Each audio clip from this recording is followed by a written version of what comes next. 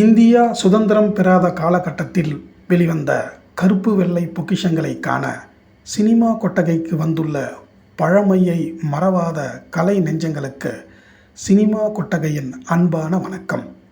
1938ஆம் ஆண்டு வெளியான படங்களை பார்த்து வரும் வரிசையில் இப்போது நாம் காண இருக்கும் கருப்பு வெள்ளை பொக்கிஷம் கம்பர் என்ற படமாகும். இப்படத்தினை மெட்ராஸ் தியேட்டர்ஸ், வேல் பிக்சர்ஸ் மற்றும் கந்தன் பிலிம்ஸ் போன்ற 3 பட நிறுவனங்கள் ஒன்றிணைந்து தயாரித்த இந்த கம்பர் திரைப்படத்திற்கு டி.கே. சுந்தரம் கதை வசனத்தை எழுதியிருக்கிறார். CSU சங்கர் என்பவரின் இயக்கத்தில் இந்த திரைப்படம் அற்புதமாக எடுக்கப்பட்டிருக்கிறது. கம்பராக SV சுப்பையா பாகவதரை தேர்வு செய்து அற்புதமாக கம்பர் வேடத்தில் சிறப்பாக நடிக்க வைத்திருக்கிறார்கள்.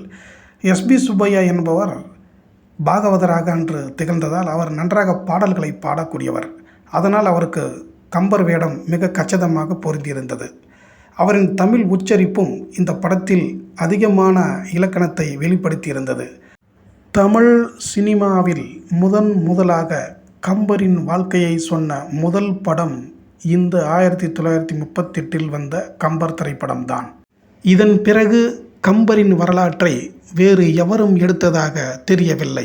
இப்படம் தமிழ் அறிஞர்கள், தமிழ் மொழி பற்றாளர்கள் விரும்பி பார்த்திருக்கிறார்கள். கவி சக்கரவர்த்தி கம்பரின் காலம் கிபி 12ஆம் நூற்றாண்டு.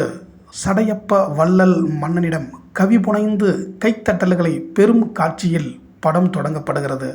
பிறகு சோழ மன்னர் அரசவையிலும் சிங்கம் போல் தமிழ் பாடல்களை பாடி மெய்சிலிர்க்க வைக்கும் காட்சியிலும் தனது மகன் அம்பிகாபதி மன்னனின் மகளான அமராவதியை காதலித்ததற்காக சோழ மன்னனால் அம்பிகாபதி கொல்லப்பட்டதும் மனமுடைந்து சோழ நாட்டை விட்டு வெளியேறும் காட்சியிலும் கம்பரின் கதாபாத்திரம் படம் பார்த்த அனைத்து மக்களையும் அழ வைத்தது.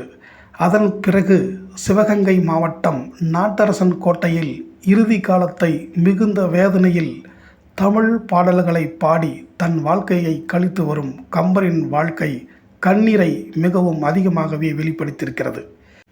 கிபி 1250ஆம் ஆண்டில் கம்பர் இறப்பதுடன் படம் முடிகின்றது.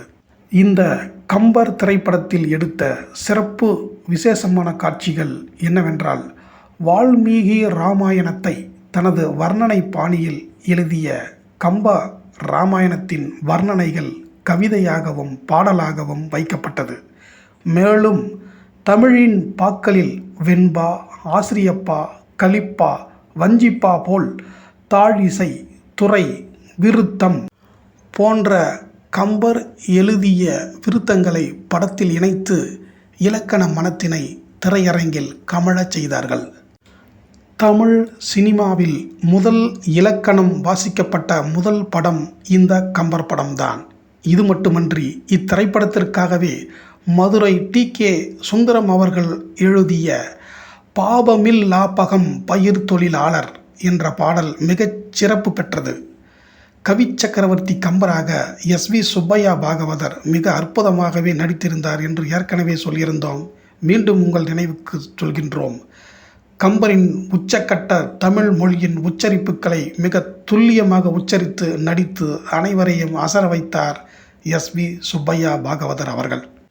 இவருடன் துணை நட்சத்திரங்களாக CS Sornammal, C Narayanrao, T.K. Rukmani, KS Sethupillai, KR Rukmani, PR மங்களம், MK கோபால் ஆகியோர் மிக சிறப்பாக நடித்திருக்கிறார்கள்.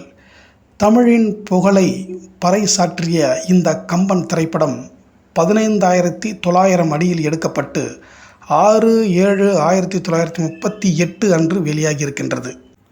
பாதி படத்திற்கு மேல் சோகமான காட்சிகள் அதிகம் இருந்ததாலும் மகன் அம்பிகாபதியை இழந்து கம்பர் சோழ நாட்டை விட்டு வெளியேறி நாட்டரசன் கோட்டையில் இறுதி காலத்தை கழிக்கும் கண்ணீர் காட்சிகள் படம் பார்ப்போரை அதிகமாக அழ வைத்ததால் இது ஓர் கண்ணீர் படம் என்ற முடிவுடன் இந்த படம் பெரிய அளவில் வெற்றி பெறவில்லை என்று சொல்லப்படுகிறது.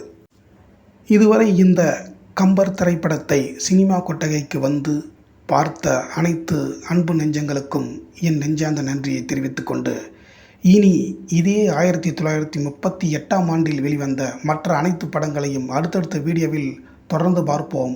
நீங்களும் அனைத்து படங்களையும் பார்த்து அறிந்து தங்களின் ஆதரவை வழங்க வேண்டும் என்று கேட்டுக்கொள்கிறேன். நன்றி, வணக்கம்.